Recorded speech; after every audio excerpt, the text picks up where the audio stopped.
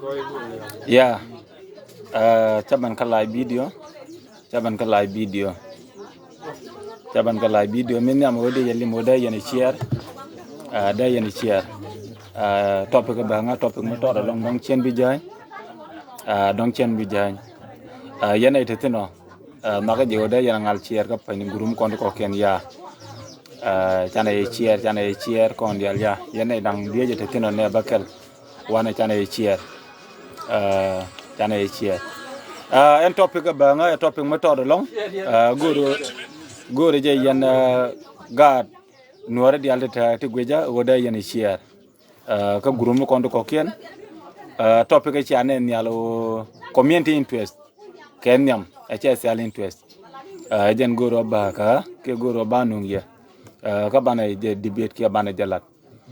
Rewde o tene di wande la raji o mi che joji cha wudi chwal ga lwala o cha wo kanatar yen jinatar yana ka nyala longoro ba yala mitotin do bala ka ga nyal ko mi che joji ga lwala o cha wo en dub dang rawti goro ba raitin ka goro ba ga ladya den wo be joji bi lanu ku ni jina social media ke bitin wan be ko walat bine goro ba ka da loydu ko bi ka ling min nyam ko kon ga jok ke kon ga greater nature check chana mi chwale community interest kia chana mi chwale social interest chana kada ere ma lade je godin yo mi chwale politics kana community ba ga dil da bi mi la community bereli da la dun community ka bi mi la dun politika bereli ke politician ti chiro jego ka politician be kana lat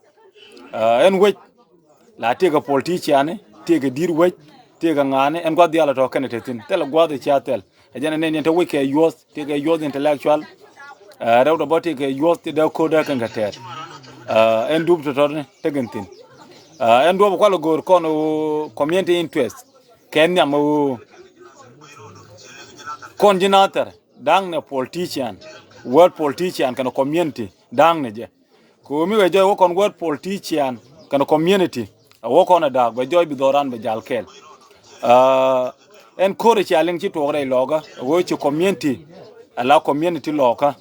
ci ka rodian ngaji ko ngane ka ci kumbe charo ngaji wo to kumbe ti tin gola chung community jale jale changti ke dum me tot ke support mu kam kume aje wo kam kume ala dungde ala wayame bi jien bi ko koren bi kana wata ar ko na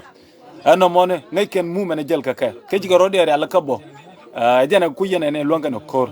wo ci ka rodian ala ka ko bi kan kor mi ci ko be kana te kon me kare alka ke kon me kan gwir beje ejene jogo yo chana community interest kana word politician chana ka da ke social interest ko politician an ka kandial tada ma ke social interest min no ko rawade o en babana pdd ke en ba in power di o be na kwar en na melema yolong yene dial gweje to wo yene ne ti sig the something o da yene share ka gurum kondo ko kien ko de linkedin ka te ka chop lo mirong re lo ni kon ko en community chana ya da kana word politician o politician jala hazo politician be community be jala hazo community miti mi lo no community be you community be kana manage ko community take a head chief a bonopin agent rewde o mi che bana la dum politician be kana mo debate ma gwado be joy be kana dum no la pintin no ne either ko ta ka ji ke ko ta ka yo ke te ka so ke te ko the party mi ngaje e kan dung dia lar kan politician be joy ma gwa ba paktino no model lim kon ken ya mo dang no community interest kana political interest en do ke la mone kon korcha da yore pin bango mi ye na ke ta wana ye ti de ye na wi charba la goro ba baro ba kon gwi ki ba alka che mi tare alka rei loga nen jena ma gwa do dien bina dien dire alka ko bina yi ke bina nyin kana ta je kan ye pin bango bina yi ke cha kwa poro ne bina wo miti ajego ka koni ti biye ke kan nei to bi kon ye ga jita ran la tok chan rode alka moy ne rodan kwa bana jien bana nei to bana ka wo ye ka bana ran gwir dungu me to te jiyo biro alka ko ngaji nyenyi jin ka gwanta ano mo ke lumi joje chubo politician jambelen tumne community ba ngaji wono moni jaledi ekel mu kwa ben kariya da rawda ke de bumni jana long ere yana Allah yana di kokien di ta social media kana gwate kokien o mi je jo yen dina tar ja galwa le we cha wo biya warga biya re ja kia bia kai nyal yin dinater agwade ene ya kai nyal changa ne wala bo chine nyo kai nyal endo be togo be joji bine ya kai nyal keje kon chine leni chalin twezika ala ye chane ta cha la dini milan chine de leni twedam kelka kanater rewde movement mila gor kare hotel tiga hotel tojitin kuna alu ko goron ta movement ta e goritin mi wa cha koter ga lwalle cha korche ter ni me che joji wo bi ko to kana ta ne ka pairo amaru pairo wata continenta kana jogda na makana mari da bay rol bunya mo be don kana din na ko walle wo da dor meda ki da na yi ki da joda ga lwalle wo ka ko hotel to ni kan ko hotel ti janga ni goron mi le ro goron gwa quicken media ladia kon dane ngi ni ramata kel kan e ke rama nogo binde ko dil ter e chang tele ne chang ka ne ko ter real ne ro ra ka ko ngi ne ye bi gwad ben ko binde ko bine ter media ladia real ne ro ra ka ko ko ne nogo en anti ko da ter ba biro dir al ka ke biro dil guir ko bi wo yid ko gwanta e jana le ne tele me do dien yene ti roj ko hoteli kia ka pension tane am ka pension e bina yidi bina tane e je ne tane ta ro chika tiai kuna tiai wona ini wa wona itin wona ini chane da ko wona ini tiai kon mi ne jeg bina tiai dane ra lies ke kuma dane ra ke dane bandara dane la dio kon tina tiai 1 2 3 tine wo gwa meni ne na me pa na cry ka burbe last 2 back week e kuika o yende ne ka dungo kon e tije tiai tine de len ye ka mi de lat one bialing kame je joy chater chang ne jen wuri chwal ga lwale u chawa for online chang etar ke jing ni titin o continue de la ni interest ra mi te ko tele kai bi ne kula to pon nyura kono liwni ka goron gwa ka chabo gwa tane tin chang ni mi nang ne ka goron gwa kuje ni je mi de la dia o mi chang joje je ne roda ngura ngi ne wuni chwal ga lwale wo kuar kane ka community mi la community nater kia ko konti la konti nater eno ba kuar ko konti nater che mi jeng joje wote ga weakness mi ne ni jira mono ne ni ko kini ban ka goron dum ti kel kan ci da di wote weakness en dunga real ne no ra ko connect ko ready ko bi ne nyi ka kwanta ala interest cine de la ne am goru ba so poni nyura ka ekel ka gore je kwa record chwa jara tana ne ko kena kan wara jo yane ti tari chingo chi atiai e ne meni ti ne e ngulog yane kuar yane ti gwado din changa gwadi ende ne wotino mitene jo kier na tara makelu kier jo kier so bada makelu niga waltot bogani chi antu ne po7 bogani ne bogani ji hotel kadi me kana kula wai ne ti ai teleje o medane ye o wuri chwal ga lwale ngoro nong ne kuar kane mi jiram goro bitega information de go ke reason na cha ga lwale wo keje chujeng no bo post ka social media ke bi na ukwe goro biro mo ram gwa mi bi mbok bi arach bi lad bi tie je ngula rode ba ladji 1 2 3 4 ajana long ne yo ba wuri ma ba wo yu kwam ga den we bo ra ni jin ka social media akel middle dien o interest continue that to record ba mobilization tang ne kay mus ke lat kon ni o che be pen ko pai kel je bi to kan chuba ma kal che chuba ma kal daga tunu pai de won ko na pai dok kan ni to o chen aden be permis ke mi gudi o chibolo ngala ni run en kur la gore gwe ani dor kelu gore gwe dog de mi yen gwe yer kel en ngani te joji pay yi gana ka balier ke jen joga pay wo jen ngani ga pay wal ci ga de wija gwa men ken gor ken ni ken go dara no gor jang dara mo gor ngu taga doro tongo meje joji ce jen cha wa gwa tam ngani tino tongo cha wa mobilize ko ba wo yana balier mitel changa di alkel tele ten janga yang kel mi dam ngani jak tele tin cha ko mobilize e jen ku yene nen ten lo ngok pan kaje ko ci worom nun gat ke de ni mi cha jege kum mi joy kene ke ram yi na ka je ngo cha yon mai kana ter ngo cha yon mai ka wulang de yon mai ka buru bi de no de le no dang na ba le ne tong mi ngo ta ka ba le ro teleje o mi lut ko no kor ke gor ko no ko la tok jin mi gor kor chu kor ter ka hotel ka chu ko ter ka pension ber ka goron kon taram lung ne ane ram kel mi lung ne kon dial nong ne ya ane jin mi jirwe di ko te la to ko ni bi ben ka goron gwa bi ben nyur kel kane bana do ba da kon tel kor ko wan tat ke do ba da yi to kon kana ba da balat kel kon dial mi ko mi dang no kon run bana ngaja kon dak ka mi kana kon dak bana nyur ka bana ngaja kor kana kon dak bana ka joy bana wo gwa wo kon tin eno kor go regwe che kor mi na yoro din tin ba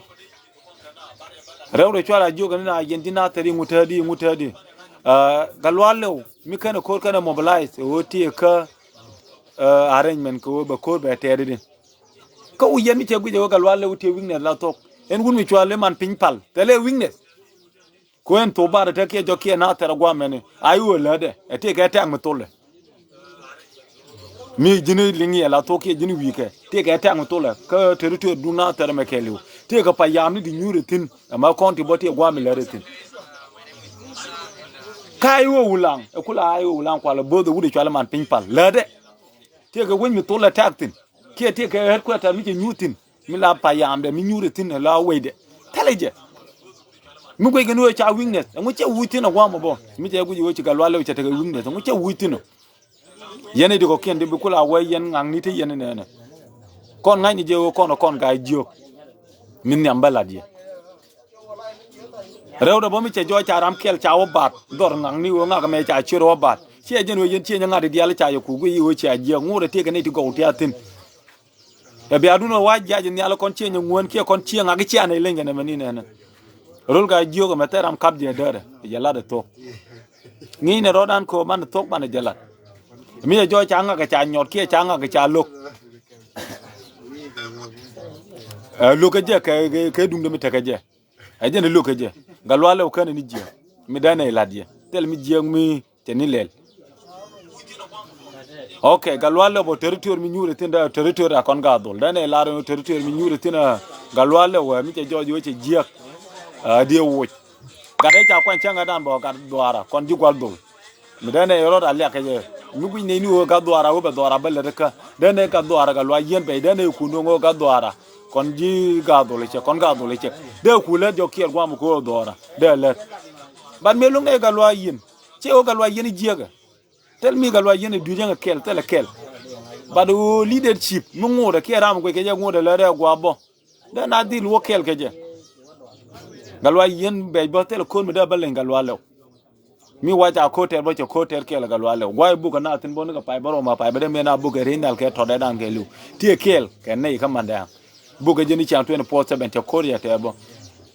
awala bo mi jo cha ji wudi cha chwale do ra cha kwan bo si wo do ra jiega chi jieg gwa ko kan leadership kan dai ni ngat o ngule ro ka je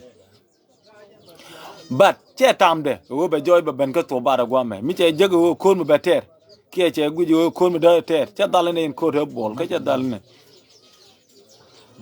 maike kana de ke kwa ga ko ken che dal ka ko dio ko beter ka na ku bana ka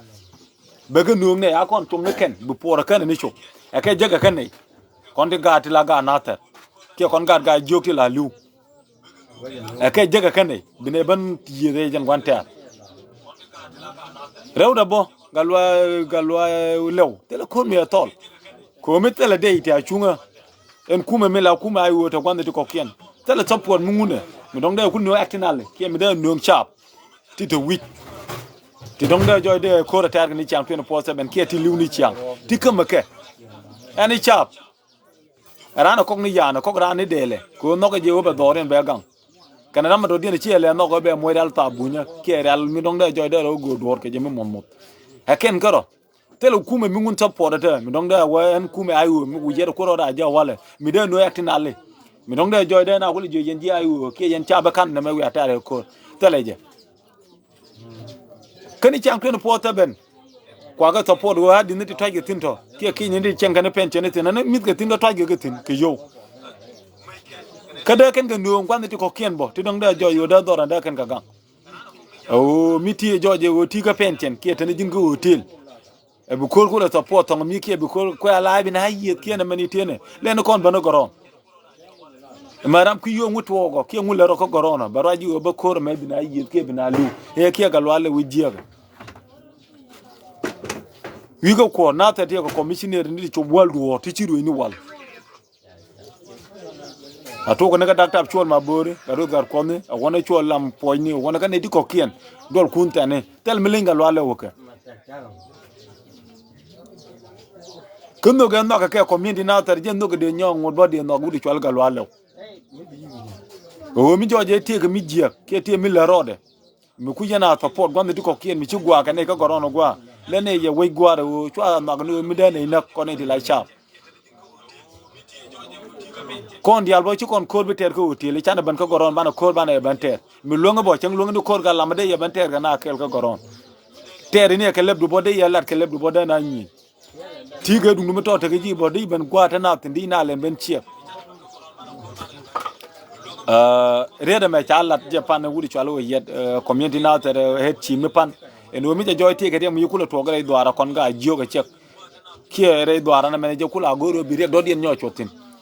cheme incident apa to ka jing mir ka buru biye e kana jonga ni tim je joji chemi do den nyole ne e kula tane na fara chire ga pai to ka ba liet anwo jibo ne kan ni chobu je gwame ki ne ti chilu kan ni chobu je de kula lengo yi kan nga ki ngan ngungunga kula tana go de ko no ngidi ki daga banidi te tungu ko mi do den nyok mi goro ba community na ter be ko ke be ga na ter bi lu ke ga jo bi ga le me ye we gwar ko ne chila ba support kon chana support mi da do rande je no chien a je ni jogo ye chana community interest kana mi chwale political interest ke political post chana kada ane de la politician ne kan jel ka do bien e kan jego ko politician kon community mi che te mi che mi gwa chana jere jak a ci bore dan ena ayu men kan dial ta kon ke ci kon lentin ni ka dem macha edo mi joje ka kuma ayu mi kwan karan kuma ayu mi kwan karan kwana tigi ni je jen community do aramo eno ko ma meche yelut ka dem macha na tije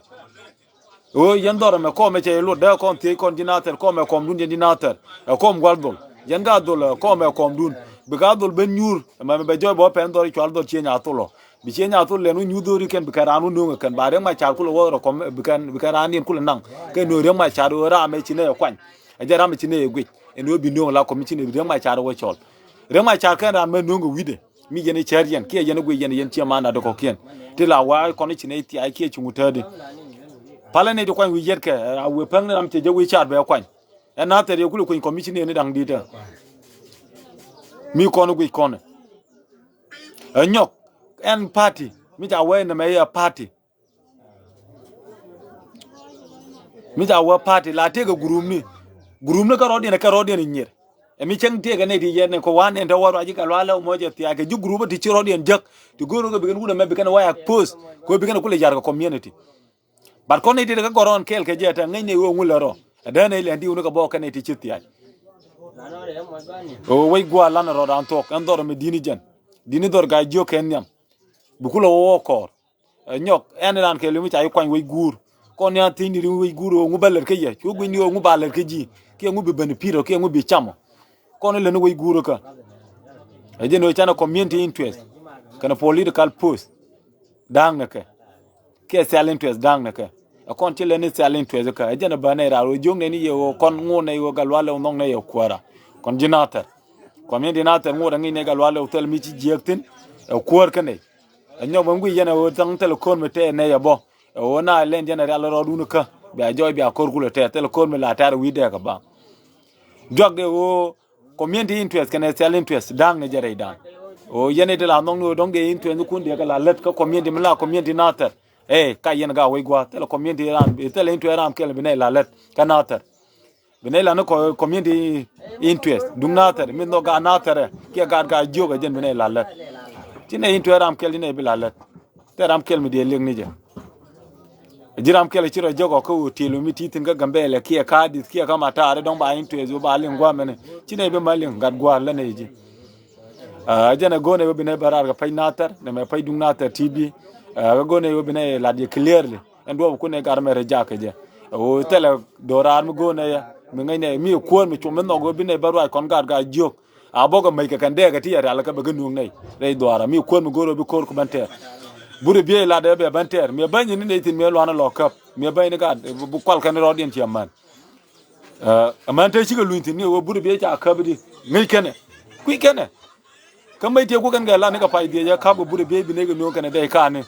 amma ciwo ne te kan ga gorgwa ma ne wo ma yu no ga bo an kwa ma ta ga ciwo janga gwatin tine ni wota kan ne wo bi ne ga wonno kan kanji kai ga bi kan wa jogi ne te kan ne te en wunde ci anen pan en community na ta ran wo jel kelen bongo te ci anen amma community me pan ma kwar wa am te pan tine lo kondia mu waran ban ga domu ko am kan ci are jene be bi ne nak tel wo gar ga jogwa ajanda ne ladje yen yana jiwo tele te ter korun ko korun tere o tele to a chuba goron ani ci lo da te